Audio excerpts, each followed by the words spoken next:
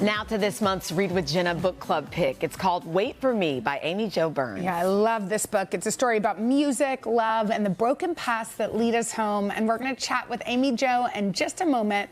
But first, let's take a peek inside the pages.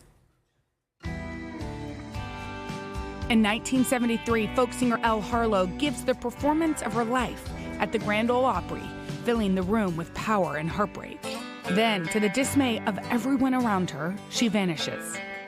Almost 2 decades later, 18-year-old Mara John Shaw is spending her summer in the woods of Pennsylvania, pumping gas and writing songs, waiting for her life to begin, when a meteor strikes and a piece of Elle's past emerges. Wait For Me explores the bond between two women brought together by music and a rugged determination to live.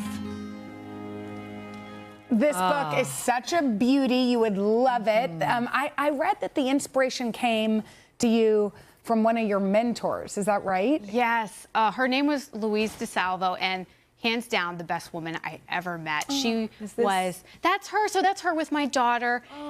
Each time I had a baby, which was twice, Louise came to visit me at my house, and she would say, go take a bath, let me hold your baby. So she was the person who helped me write my first book, but really, what I loved so much about her was that she helped me find that truest version of myself. She had so much faith in me, unwavering, and it made me believe in myself. And after she died in 2018, it impressed on my heart so much that I wanted to pass that on to people. Like, how could I help people feel the way I felt when I was with her? You know, it was just so incredible, and not everybody gets that chance to have somebody like that in their lives. And so I thought the best way I could do it would be to create this character, Elle Harlow, and that's where the book started. What a beautiful backstory. And to find the truest version of yourself, for somebody to help you do that, what a gift. So now I've read that the book features song lyrics throughout. And is it true that those came to you even before the story itself? Or really? So it was right after Louise had passed, and I had just taken out my notebook and I was writing, and it just came in like images, phrases, things were rhyming, and I thought, my brain's broken, that's it.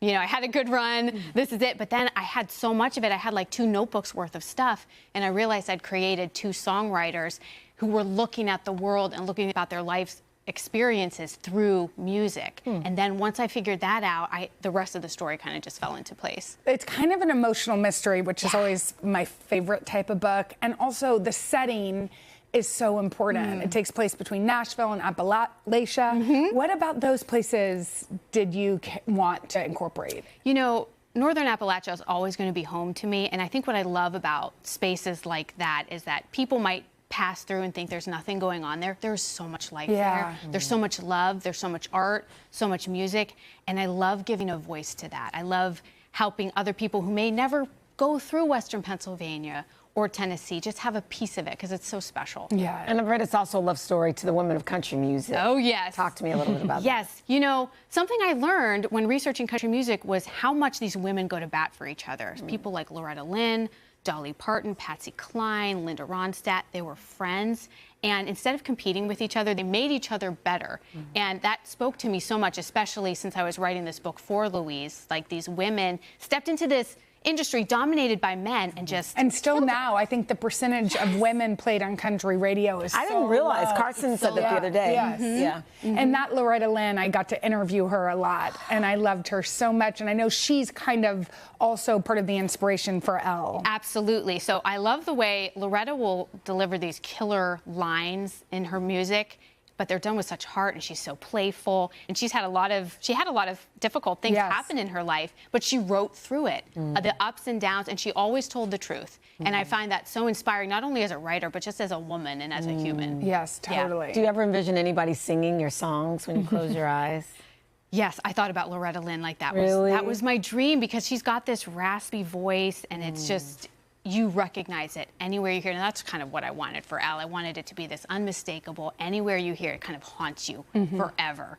So. Well, this book haunts me in a beautiful way, a friendly ghost haunting.